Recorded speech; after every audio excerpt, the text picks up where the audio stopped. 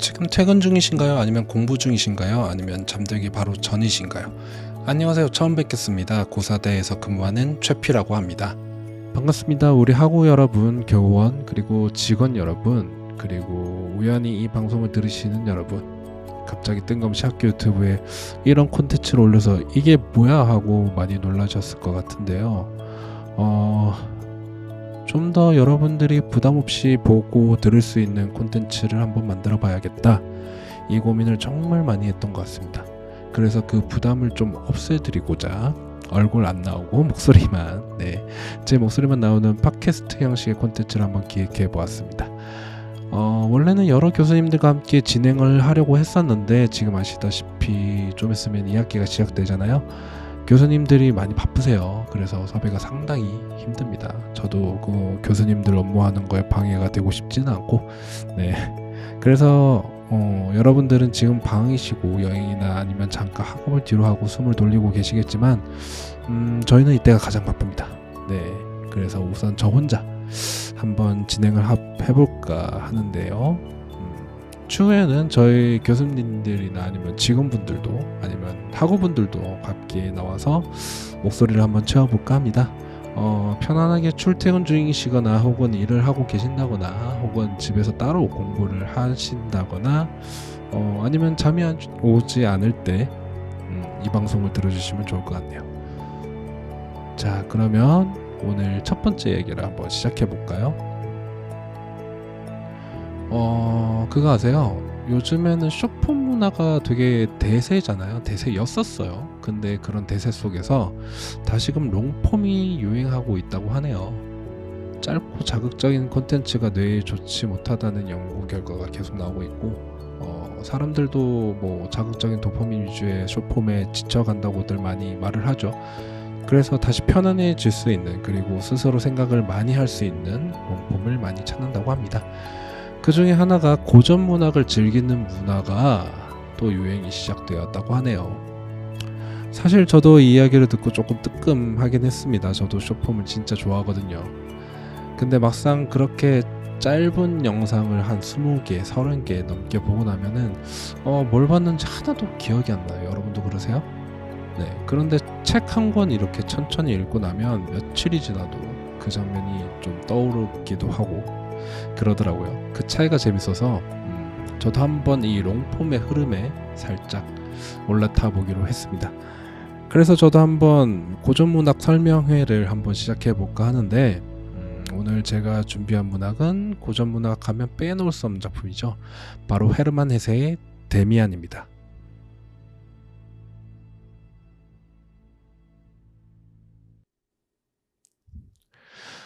데미안 유명한 이야기잖아요. 근데 막상 내용을 제대로 아시는 분은 생각보다 많지 않더라고요. 저도 아마 고등학생 때 이걸 한번 읽어봤는데, 이번에 다시 한번 읽으면서 읽었다기보다는 저는 오디오북으로 들었는데, 오디오북으로 들으면서 이런 이야기도 있었구나 하는 싶었던 부분들이 많이 있었거든요. 사실 이 책은 학창 시절에는 다들 좀 억지로 읽었다거나 저처럼 아예 요약본으로만 접하고 넘어간 경우가 되게 많잖아요. 저도 그랬습니다. 근데 이번에 성인이 되고 나서 다시 한번 완독을 해보니까 어릴 때랑 완전히 다른 책으로 느껴지기도 하더라고요. 그래서 오늘은 그냥 줄거리만 훑고 지나가지 않고 작가의 삶부터 시작해서 등장인물, 그리고 그 안에 숨어있는 그런 심리학의 개념까지 조금 시간을 들여서 꽤 깊이 있게 풀어볼 생각입니다. 끝까지 들어주시면 아마 이 책을 한번 펼쳐보고 싶어질 수도 있겠네요. 그럼 시작해보도록 하겠습니다. 먼저 이 소설을 쓴 사람 헤르만 헤세에 대해서 한번 이야기를 해보도록 할게요. 헤르만 헤세는 1877년에 독일에서 태어났고, 어렸을 때부터 신학교에 보내질 정도로 그 엄격한 종교적 환경에서 자랐다고 해요. 근데 정작 본인은 그 틀에 잘 맞지 않는 사람이었고, 신학교에서 도망치다시피 뛰쳐나오고, 심지어 한동안 서점 점원으로 일하면서 정교교육 과정을 아예 벗어난 삶을 살기도 했답니다. 요즘 말로 하면 완전 자퇴생 출신 작가인 셈이죠. 이렇게 방황하던 청년 시절을 지나서 헤르만 헤세는 시와 소설을 쓰기 시작하고 서서히 이름을 알리게 됩니다.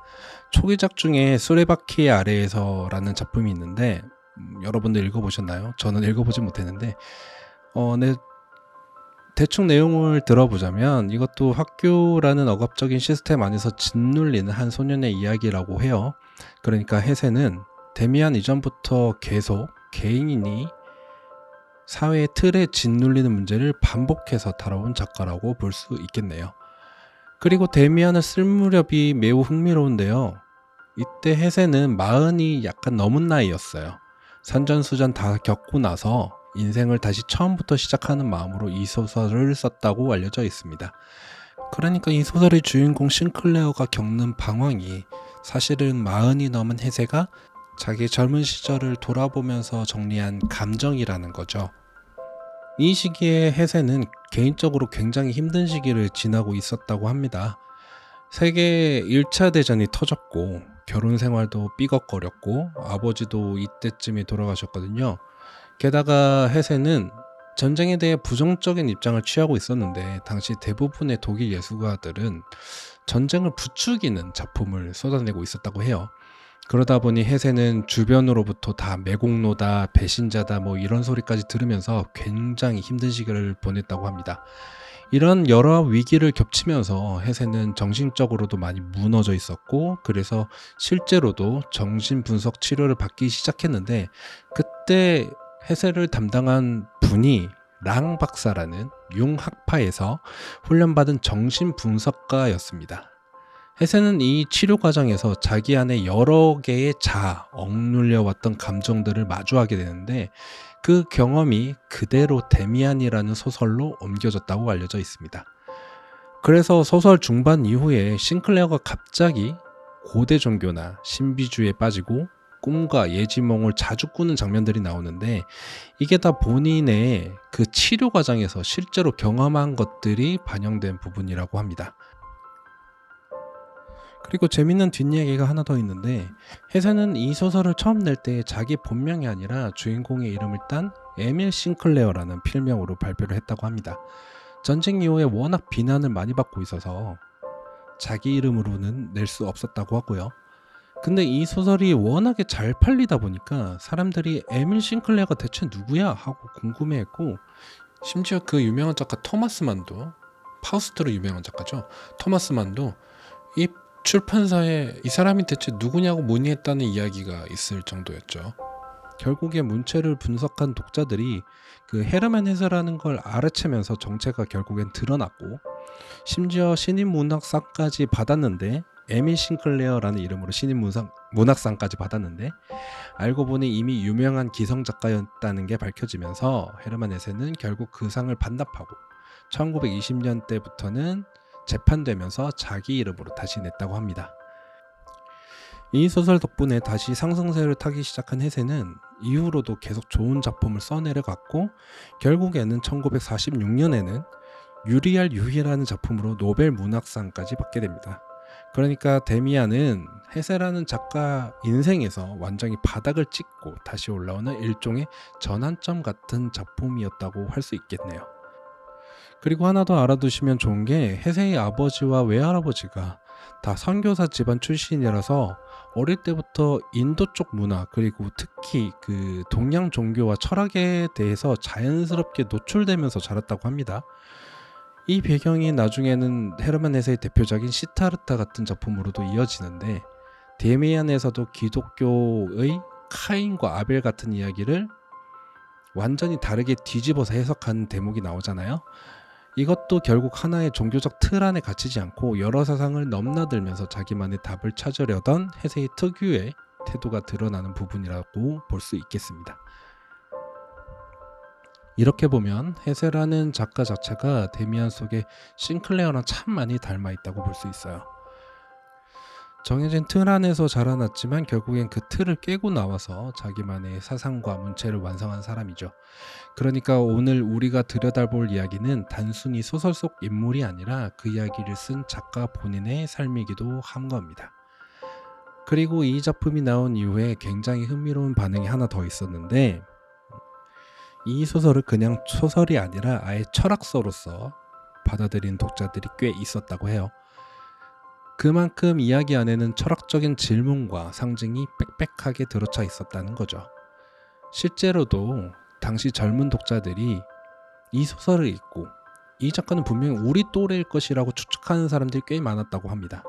그만큼 젊은 세대의 심리를 정확하게 짚어냈다는 뜻인데, 정작 해세는 그때 이미 많이 넘었다는 게 참 아이러니하죠. 자, 이제부터는 조금 다르게 가볼게요. 그냥 줄거리 요약이 아니라 장면 하나하나를 같이 상상해보면서 들어보셨으면 합니다. 주인공은 에밀 싱클레어라는 소년이었고 10살 무렵부터 이야기가 시작이 됩니다.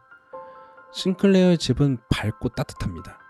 저녁이면 가족이 둘러앉아 기도를 하고 집안에서는 늘 깨끗한 냄새가 나는 것 같은 그런 안전한 세계였죠.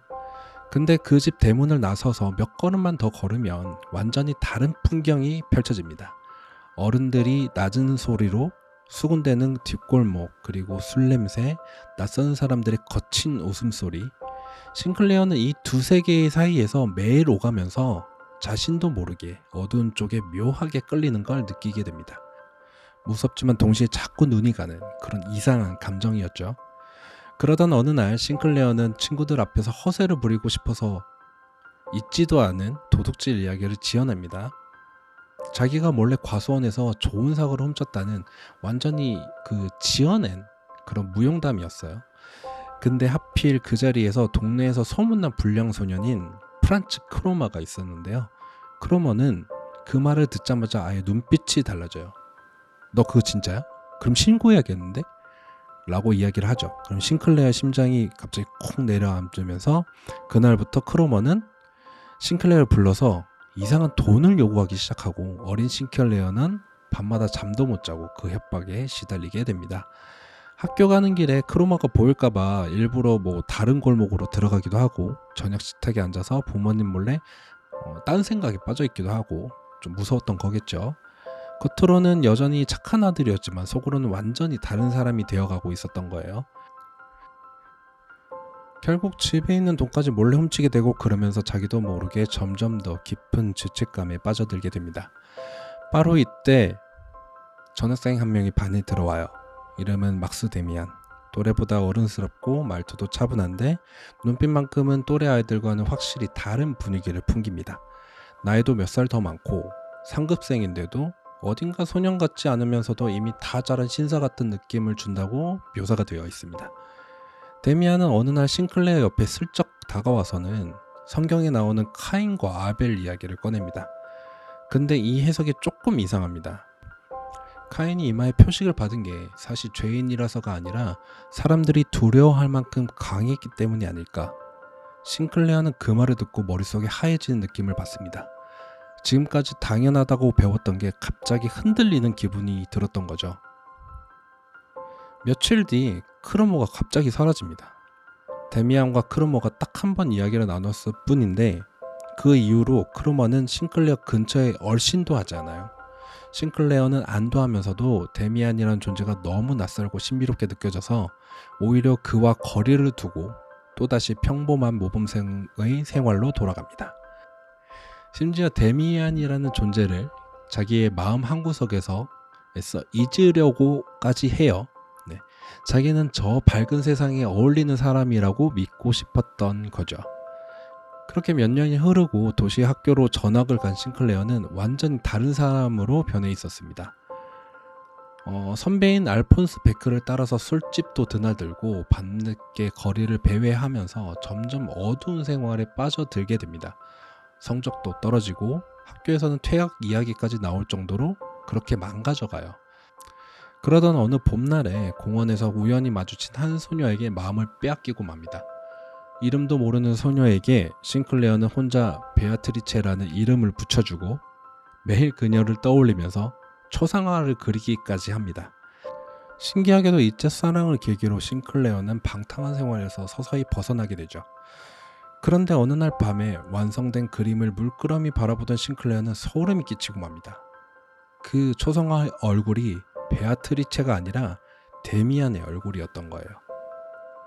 이 무렵에 싱클레어는 교회 오르간 연주자인 피스토리우스를 만나게 되는데 어느 날 저녁에 잠긴 교회 문 앞에서 흘러나오는 오르간 소리에 이끌려서 막 서성이다가 연주가 끝나고 나온 그의 뒤를 따라 술집까지 들어가면서 우연히 그와 함께 마주 앉게 되죠.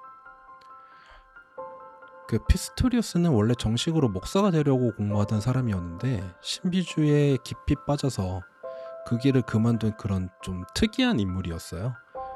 대화의 끝에 그는 아브락사스라는 낯선 이름을 꺼냅니다. 신이면서도 동시에 악마이기도 한 존재, 선과 악을 나누지 않고 둘 다 품고 있는 어떤 존재. 싱클레어는 이 개념을 들으면서 뭔가 자기 안에서 오랫동안 이름을 붙이지 못했던 그런 감정이 드디어 이름이 붙는 듯한 느낌을 받아요. 싱클레어와 피스토리우스는 그 뒤로도 여러 차례 만나서 불가에 앉아서 밤새도록 이야기를 나누는데 시간이 지날수록 싱클레어는 자기만의 생각이 뚜렷해지면서 오히려 피스토리우스의 낡은 사고방식에 답답함을 느끼게 됩니다. 결국 어느 날 두 사람은 크게 싸우게 되고 이후로 예전 같은 사이로는 돌아가지는 못합니다.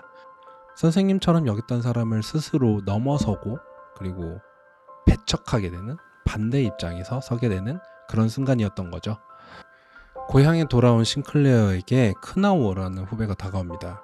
크나우어는 자기 안의 욕망 때문에 괴로워하다가 극단적인 생각까지 했던 아이인데 싱클레어를 뭔가 신비로운 힘을 가진 사람으로 여기고 따르기 시작하죠. 정작 싱클레어는 자신의 답도 모른 채 조언 아닌 조언을 해주지만 신기하게도 그 과정에서 오히려 싱클레어 본인의 고민도 조금씩 정리가 됩니다. 시간이 흘러서 대학에 진학할 무렵에 싱클레어는 거리에서 우연히 낯익은 목소리를 듣습니다. 바로 데미안이었어요. 그리고 그의 손에 이끌려서 찾아간 집에서 싱클레어는 데미안의 어머니인 에바 부인을 만나게 됩니다. 그 순간 싱클레어는 숨이 멎는 것 같았습니다. 오래전부터 꿈속에서 계속 봐왔던 바로 그 얼굴이었거든요. 에바 부인은 젊고 아름다우면서도 어딘가 신비로운 분위기를 가진 여인이었고 싱클레어는 그녀를 정신적 어머니 같은 존재로도 동시에 사랑하는 연인으로도 느끼면서 계속 혼란스러워합니다. 에바 부인은 그런 싱클레어의 마음을 다 알고 있다는 듯이 조급해하지 말고 스스로 그 마음을 끌고 나가야 된다고 다독여줍니다. 그렇게 평화롭던 시간도 잠시 세계 1차 대전이 터지면서 모든 게 바뀌어버립니다. 데미안은 에비역 장교였기 때문에 곧바로 전쟁터로 떠나게 됐고 뒤이어 싱클레어에게도 징집 명령이 떨어집니다. 어제까지 에바 부인의 집에서 따뜻한 대화를 나누고 있던 사람들이 다음날엔 전혀 다른 세계, 그러니까 총성과 포화가 덮인 전쟁터로 뿔뿔이 흩어지게 되었습니다. 싱클레어는 참호 속에서도 밤마다 데미안과 에바 부인을 떠올리면서 자기가 지금까지 걸어온 길이 과연 맞는 길이었는지 계속 스스로 되묻게 됩니다. 그러던 어느 봄날 보초를 서던 싱클레어는 갑작스런 폭격을 맞고 정신을 잃게 됩니다. 정신이 들었을 때 이미 몸은 제대로 움직일 수 없을 만큼 큰 부상을 입었던 상태였고 여러 병원을 전전하다가 마침내 어떤 임시병원의 그 바닥에 눕혀지게 되는데 고개를 돌려보니까 바로 옆에 데미안이 누워 있었던 거였어요. 두 사람이 아주 크게 다친 채로 서로의 얼굴을 마주보게 되었는데 그것이 두 사람의 마지막 만남이었습니다. 줄거리만 들어도 꽤 많은 인물들이 나오죠. 크로모, 그리고 베아트리체, 피스토리우스, 크나우어, 에바 부인까지. 근데 신기한 게 이 인물들이 그냥 지나가는 주연이 아니라 전부 싱클레어가 성장하는데 필요한 하나씩의 마치 그 관문 같은 역할을 하고 있다는 거예요. 누구는 어둠을 알려주고 누구는 사랑을 알려주고 그리고 누구는 세상을 알려주고 이러한 구조를 알고 다시 읽으면 아마 훨씬 더 재밌게 느껴지실 겁니다. 이제 소설의 핵심 테마를 조금 더 깊게 들어가 볼까요? 소설의 처음부터 계속 나오는 게 두 세계라는 개념이죠. 밝고 안전한 세계와 어둡고 위험한 세계. 근데 이 두 세계라는 게 사실 바깥 세상의 구분이 아니라 그 싱클레어 자기 자신 안에 있는 구분이라는 게 이 소설의 진짜 하고 싶은 이야기라고 생각합니다. 이 개념, 그 심리학에서는 그림자라는 용어로 다뤄지기도 한다는데 칼 융이 제시한 개념인데 우리가 사회적으로 인정받기 위해서 억누르고 감춰왔던 우리 자신의 일부를 그림자라고 불리기도 한다네요. 화나 욕망 그리고 이기심 같은 그런 감정들, 우리는 보통 이런 거를 나쁜 거라고 생각하고 좀 배제하고 밀어내려고 하죠. 근데 융은 이 그림자를 없애려고 하는 게 아니라 마주하고 받아들이는 게 진짜 건강한 마음이라고 봤습니다. 그림자를 계속 억누르기만 하다 보면 오히려 그게 예상치 못한 순간에 더 크게 폭발해서 나온다는 거죠. 예를 들어서 평소에 화 한 번 안 냈던 사람이 어느 순간 갑자기 폭발하는 경우에 그게 바로 오랫동안 억누려온 그림자가 결국 터져서 나온 거라고 볼 수 있는데요. 데미안이 들려준 그 카인의 이야기, 강한 자가 표식을 받았다는 그 역설적인 해설도 결국엔 같은 맥락이라고 봅니다. 사회가 나쁘다고 낙인 찍는 것 안에 사실은 억눌린 힘과 개성이 있다는 거죠. 싱클레어가 계속 끌리는 그 어둡고 위험한 세계 있잖아요. 그거는 사실 그가 억누르고 있던 자기 안의 그림자라고 볼 수 있습니다. 그리고 데미안이라는 인물이 계속 그 그림자를 외면하지 말고 들여다보라고 그렇게 이야기를 해주는 존재이고요.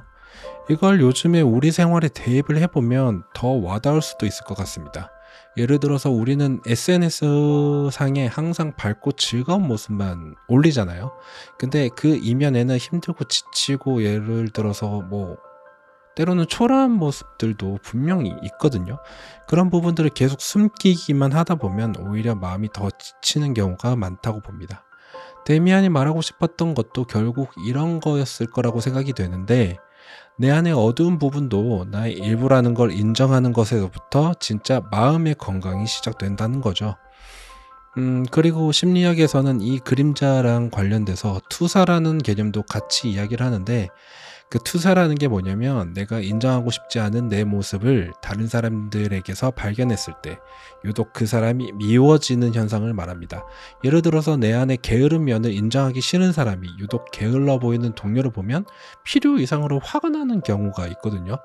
사실은 그 감정이 그 사람을 향한 게 아니라 내 안에 있는 그림자를 향한 감정인 건데, 그걸 다른 사람에게 쏘아내려는 그런 현상을 말합니다. 사실은 그 감정이 그 사람을 향한 게 아니라 내 안에 있는 그림자를 향한 감정인 건데, 그걸 다른 사람에게 화풀이를 한다는 거죠. 싱클레어도 마찬가지였다고 생각합니다. 크로마라는 존재를 그렇게 무섭고 나쁜 존재로 느꼈던 것도 있고, 사실은 크로모가 상징하는 어둡고 위험한 세계가 자기 자신 안에도 있다는 걸 무의식적으로 알고 있었기 때문이라고 볼 수 있어요. 이런 이야기 듣다 보면은 우리가 유독 싫어하는 사람에게나 아니면 유독 불편하게 느끼는 상황이 있다면 한 번쯤 혹시 이게 내 안에 어떤 부분을 건드리고 있는 거 아닌가라고 생각해 보는 것도 재밌는 시도가 될 수도 있습니다. 물론 모든 감정이 다 그런 건 아니지만, 데미안이라는 소설이 100년 전에 이런 질문을 던지고 있었다는 게 참 놀랍다고 생각을 합니다. 지금까지 해세의 삶과 싱클레어의 어린 시절 이야기를 쭉 들으셨는데 어떠셨나요? 저는 이번에 이런 대본을 준비하면서 나도 저런 크로머 같은 존재, 아니면 저런 데미안 같은 존재가 내 인생에 있었나? 라고 계속 떠올려 보게 되더라고요. 여러분들도 잠깐 한번 생각을 해보시면서 이제는 다음 이야기로 한번 넘어가 보도록 하겠습니다. 지금부터가 오늘의 핵심, 아브락사스라는 조금은 낯설고 조금은 친근한 개념으로 들어가 봅니다. 자, 여기서 짧게 퀴즈 한번 내볼게요. 데미안은 처음에 세상에 나올 때 헤르만 헤세라는 이름이 아니라 그 다른 이름으로 발표됐다고 아까 말씀드렸잖아요. 근데 그 필명이 뭐였는지 혹시 기억나시나요? 네, 맞습니다. 주인공 이름을 그대로 딴 에밀 싱클레어였죠. 그러니까 헤세는 이 소설을 발표할 때부터 마치 이게 실제 싱클레어라는 인물의 자서전인 것처럼 보이고 싶어 했다는 해석도 있습니다. 그만큼 이 이야기에 자기 자신을 깊이 투영했다는 뜻이겠죠. 자, 오늘의 가장 핵심적인 개념으로 한번 들어가 볼게요. 아까 잠깐 언급했던 아브락사스, 이 개념을 조금 더 깊이 한번 짚어볼까요? 피스토리우스가 싱클레어에게 알려준 이 존재는 신적인 것과 악마적인 것이 함께 결합된 존재입니다. 그러니까 선한 신도 아니고 악마도 아니라 그 둘을 동시에 품고 있는 어떤 전체성 같은 개념인 거죠. 이게 상징하는 게 바로 융이 말한 개성화 과정이라는 개념입니다. 개성화라는 게 뭐냐면 부모님이나 사회가 원하는 모습으로 사는 게 아니라 내 안의 밝은 면과 어두운 면을 다 끌어안으면서 진짜 내가 누군지를 찾아가는 과정을 말합니다. 이건 한 번에 끝나는 게 아니라 평생에 걸쳐서 계속되는 여정이라고 말하는 게 중요한 포인트라고 할 수 있겠습니다. 그 소설에는 알을 깨고 나오는 새의 이야기가 상징적으로 등장을 하는데 저도 이 장면, 이 문단이 가장 기억에 남거든요. 그 정확한 원문을 그대로 읽어드리지는 못하지만 그냥 의미만 말씀드리면 지금 내가 속해 있는 익숙한 세계를 스스로 깨고 나와야만 더 넓은 세계로 결국 아브락사스라는 전체성을 향해 나아갈 수 있다는 뜻을 담고 있습니다. 생각해보면 싱클레어가 거쳐온 모든 순간들이 다 이 알을 깨는 과정이었다고 생각을 합니다. 크로마에게 시달리면서 처음으로 선악의 경계가 흔들렸던 순간이나 베아트리체를 짝사랑함으로써 스스로를 정화하려 했던 순간이나 아니면은 피스토리우스를 넘어서면서 자기만의 생각을 갖게 된 순간, 그리고 에바 부인을 만나서 오랫동안 찾았던 어떤 그런 이상형을 마주한 순간까지 그 매번 하나하나의 세계를 깨고 나오면 더 넓은 세계가 기다리고 있다는 거죠.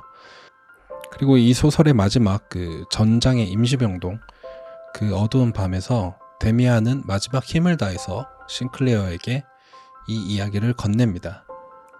이제는 자신을 찾아와도 예전처럼 손을 잡아줄 수 없다고. 대신에 앞으로는 스스로의 내면에 귀를 더 기울이라고요. 그리고 그것이 두 사람의 마지막 대화였죠. 저는 개인적으로 이 장면이 참 와닿았는데요. 결국 우리가 인생에서 만나는 좋은 스승님이나 친구도 답을 주는 대신에 우리가 스스로 답을 찾아가도록 옆에서 도와주는 존재라고 생각을 하거든요. 데미안이라는 인물도 결국 그런 역할을 했던 거고, 어쩌면 그가 마지막까지 싱클레어 곁에 남아있지 않고 사라진 것도 싱클레어가 온전히 자기 발로 서게 하기 위한 마지막 배려였을지도 모르겠다고 생각을 합니다. 이 개성화라는 여정, 사실 꼭 소설 속의 이야기만은 아니죠. 우리가 살면서 몇 번씩 이런 순간들을 겪잖아요. 오래 다니던 회사를 그만두고 전혀 다른 분야로 간다던가, 남들이 다 안정적이라 하는 길에서 벗어나서 뒤늦게 하고 싶었던 공부를 다시 시작한다던가, 지금의 내 상황 같은데 이런 선택들이 주변에서 보면 무모해 보일 수 있지만 본인 입장에서는 자기만의 알을 하나 깨고 나오는 그런 중요한 순간이라고 생각합니다. 그리고 이 개성화라는 게 한 번 알을 깨고 나면 그게 끝이 아니라는 겁니다. 그 싱클레어도 크로머 사건을 극복하고 나서 안심했지만 곧 그 새로운 세계, 그 새로운 갈등이 기다리고 있었잖아요. 우리 인생도 마찬가지로 하나의 벽을 넘으면 또 다른 벽이 기다리고 있고, 그걸 계속 넘어가는 과정 자체가 결국 우리가 살아가는 방식이라는 거죠. 그리고 하나 더 짚고 싶은 게, 융은 이 개성화 과정이 특히 인생의 중반부, 그러니까 30대 후반이나 40대쯤 돼서 본격적으로 이제 시작을 한다고 봤습니다.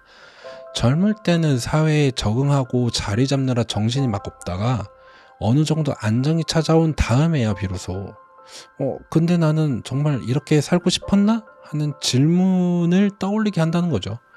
헤르만 헤세가 데미안을 40 넘어서 썼다는 게 여기에서도 다시 한번 연결되는 지점이라고 생각을 해요. 이 소설 자체가 어떻게 보면 융이 말한 그 중년의 개성화 과정, 헤르만 헤세가 직접 몸으로 겪으면서 써내려간 기록이었지 않을까 생각을 합니다. 그러니까 혹시 지금 인생의 방향을 다시 고민하고 싶으신 분들, 특히 이미 사회생활을 어느 정도 하시다가 뭔가 다시 배우고 싶어지신 분들, 그 마음이 절대 이상한 게 아니에요. 오히려 심리학적으로 봐도 굉장히 자연스러운, 그리고 건강한 신호일 수도 있다는 거죠. 그리고 아브락사스라는 개념을 조금 더 깊게 생각을 해보면 이게 꼭 개인의 마음에만 적용되는 건 아니에요. 우리가 어떤 일을 두고 무조건 좋다, 나쁘다라고 나누고 싶어 하는 순간이 많지 않습니까? 근데 세상 대부분의 일은 그렇게 딱 잘라 놓지가 않죠. 힘들었던 경험이 나중에는 나를 성장시키기도 하고 좋아 보였던 선택이 그 예상 못한 어려움을 가져오기도 하잖아요. 아프라사스라는 존재가 신이면서 동시에 악마이기도 한다는 그 설정 자체가 어쩌면 이런 삶의 복잡함을 통째로 받아들이라는 메시지였을지도 모르겠습니다. 자, 그러면 왜 이 소설이 100년이 지난 지금에도 다시 읽히고 있을까요? 실제로 국내 서점과 통계를 보면 최근에 10년 넘게 이 소설을 가장 많이 읽었던 연령대가 10대와 20대라고 해요. 많은 분들이 이 책을 10대 때 학교에서 필독서로 처음 만나잖아요. 근데 그때는 솔직히 뭔 소린지도 잘 모르겠고 그냥 줄거리만 대충 훑고 넘어가는 경우가 많은데, 그러다가 이제 30대, 40대가 되어서 이 책을 다시 한 번 더 펼쳐보면 그때는 이해가 안 갔던 그런 문장들이 갑자기 훅 하고 와닿는 순간이 있다고 합니다.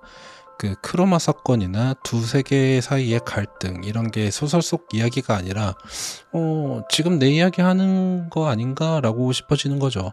저는 이게 참 대단하다고 생각을 하는데, 한 문장이 10대 때는 그냥 지나가는 그저 그런 활자였다가 몇십 년 지나서 인생의 어떤 순간에 갑자기 의미를 갖게 된다는 게, 이게 고전이 가진 진짜 힘이 아닌가 싶습니다. 저는 이게 지금 우리가 살아가는 방식이랑 관련이 있다고 봐요. 요즘 우리는 정말 많은 정보와 기준 속에서 살아가고 있잖아요. SNS 속에서 다른 사람들의 삶이나 사회가 정해놓은 선곡 기준, 이런 것들 속에서 내가 원하는 게 뭔지보다는 남들이 보기에는 어때 보이는지를 먼저 생각하는 경우가 많잖아요. 그런 와중에 데미안이 100년 전에 던졌던 질문, 너는 누구이고 무엇을 원하는가? 이 질문이 오히려 지금 더 강하게 다가오는 것 같습니다. 그리고 이런 질문에 정답이 없다는 것도, 그 질문을 평생 안고 살아가는 것도 요즘 많이 이야기되는 나답게 산다라는 그 말과 정확히 맞닿아 있다고 생각을 합니다. 특히 인생의 방향을 다시 고민하시는 분들, 예를 들어서 새로 공부를 시작한다거나 진로를 바꾸는 결정을 앞두고 계신 분들한테는 이 소설이 더 특별하게 다가올 수도 있어요. 결국에는 결정도 남이 정해준 기준이 아니라 내가 스스로 찾은 답이어야만 오래 갈 수 있다는 걸 이 소설에서 이야기하고 있으니까요. 저도 이번에 다시 이 책을 읽으면서 예전에는 그냥 어렵다 하고 넘어갔던 문장들이 이제는 좀 다 이해가 되더라고요. 아마 여러분들도 지금 다시 펼쳐보시면 학창시절과는 완전히 다른 책으로 느껴지실 수도 있습니다. 재밌는 게 요즘 자신을 이해하고 싶어하는 흐름이 여기저기서 보이잖아요. MBTI로 성격 유형을 나누는 것도, 자기계발서가 계속해서 이렇게 잘 팔리는 것도 결국에는 다 나는 누구인가라는 질문에 대한 답을 찾고 싶어하는 마음에서 나오는 거라고 생각을 하거든요. 근데 이런 유행의 그 공통적인 문제라고 할까요? 아니면 한계라고 할까요? 대부분 너무 간단하고도 틀에 짜인 답을 주려 하지 않나 싶습니다. 그 알파벳 4글자로 나를 다 설명하기는 좀 부족하지 않나요? 그 반면에 다이메아는 정답을 주지는 않아요. 계속 질문만 던지죠. 너는 누구인가? 무엇을 원하는가? 근데 오히려 그렇게 정답이 없이 질문만 던지는 방식이 지금 이 시대에 더 진솔하게 다가오는 게 아닐까 싶습니다. 우리도 결국에는 평생 이 질문을 안고 살아가야 하는 거니까요. 이 이야기, 이 팟캐스트를 듣고 계신 분들한테는 특히 더 남다르게 다가올 수도 있을 것 같은데, 저희 학교 특성상 이미 그 직장 생활을 하신다거나 아니면은 집에서 육아를 하신다거나 혹은 다른 진로를 선택을 하고 싶으신 분들, 다시 공부를 시작하신 분들이 많잖아요. 그 결정을 내리기까지에 다들 나름의 방황과 고민이 있으셨을 거라고 생각을 하는데, 남들 보기엔 늦었다고 할 수도 있고 왜 굳이 지금 다시 시작을 하냐고 물을 수도 있지만, 결국 그 선택도 데미안이 말한 것처럼 자기 안의 목소리를 따라간 결과잖아요. 그런 의미에서 저는 이 팟캐스트를 듣고 계신 여러분이야말로 이미 자기만의 알을 하나 깨고 나오신 분들이라는 생각이 듭니다. 물론 그 과정이 순탄치만은 않으셨을 거예요. 싱클레어도 클로머 때문에 한참을 헤맸고 베아트리체를 짝사랑하면서도 정작 그 말을 한마디 못 붙였잖아요. 그리고 피스토리우스랑은 결국 싸우고 멀어졌잖아요. 성장이라는 게 원래 그렇게 매끄럽게 일직선으로 가는 게 아니라 이렇게 여러 번 부딪히고 넘어지면서 조금씩 앞으로 나아가는 거라고 생각을 합니다. 지금 다시 공부를 시작하시면서 가끔은 막막하고 자신이 없는 순간이 오시더라도 그것도 어쩌면 이 소설이 보여주는 성장 과정의 일부일 수도 있다는 걸 같이 기억을 해주셨으면 좋겠어요. 자, 오늘은 데미안이라는 이 책 한 권을 통해서 한 사람이 어떻게 자기 자신을 찾아가는지, 그리고 그 과정이 어떻게 학문적으로도 설명이 될 수 있는지를 다 같이 들여다봤습니다. 정리를 해보자면 크로머라는 어둠을 만나면서 처음으로 흔들렸던 소년이 데미안을 통해서 그 어둠이 사실 자기 안에도 있다는 것을 좀 배우고, 베아트리체와 피스토리우스를 거치면서 자기만의 생각을 갖게 되고, 결국엔 에바 부인과 데미안을 통해서 오랫동안 찾아 헤맸던 어떤 전체성에 다가가는 이야기였습니다. 그리고 그 모든 과정의 끝에 결국에는 혼자서도 걸어갈 수 있는 사람이 되는 거죠. 혹시 오늘 이야기를 들으시면서 나도 이런 질문을 안고 살고 있구나 싶으셨다면 이 책 한번 다시 보시는 것도 추천을 드립니다. 그때보다는 좀 더 쉽게 읽혀요. 그때만큼 어렵지 않을 거라고 생각을 합니다. 근데 오늘 사실 이야기한 그림자니 아니면은 뭐 아프락사스니 개성화니 하는 개념들, 이게 소설 속에서 이야기로만 끝나는 게 아니라 실제로 그 상담 심리학 쪽에서 계속 다뤄지는 이론들이거든요. 저도 이번에 준비하면서 이게 그냥 문학 얘기 아니라 진짜로 뭐라고 그럴까, 교육에 관련된 이야기구나 싶었습니다. 그래서 오늘 이야기가 유독 마음에 남으셨던 분들이 계신다면 저희 학교 학부 홈페이지에서 상담 심리학부도 한번 슬쩍 구경해 보시는 것도 나쁘지 않을 것 같습니다. 자, 이렇게 첫 방송을 한번 마쳐볼 건데, 준비하면서도 저도 오랜만에 책 한 권을 제대로 다시 읽었거든요. 생각보다는 훨씬 얻어가는 게 많았던 시간이었던 것 같습니다. 저 혼자 떠드는 게 이렇게 어색하기도 하고 재밌기도 하고 그랬는데, 다음 편에서는 조금 더 편안하게 찾아뵙도록 노력하겠습니다. 혹시 오늘 내용에 좀 더 이야기하고 싶은 분들이 계시면 댓글을 편하게 써주셔도 될 것 같고요. 그리고 다음에 어떤 작품을 소개해드리면 좋을지 추천도 부담 없이 남겨주시면 감사하겠습니다. 오늘 이야기가 마음에 드셨다면 구독보다는 좋아요도 한 번씩 눌러주시면 좋을 것 같습니다. 오늘 이야기가 조금 길었는데 이렇게 한 사람의 삶과 소설, 그리고 그 안에 있는 심리학까지 천천히 따라가다 보니까 저도 모르게 이렇게 시간이 가는 줄 몰랐던 것 같아요. 앞으로도 이렇게 부담 없이 그리고 알차게 채운 이야기로 여러분들을 자주 찾아뵙도록 하겠습니다. 퇴근하시는 분들, 공부하시는 분들, 잠들기 전이신 분들, 오늘 하루도 고생 많으셨고요. 저는 고사대의 최피였습니다. 다음에 또 뵙도록 하겠습니다. 안녕히 계세요.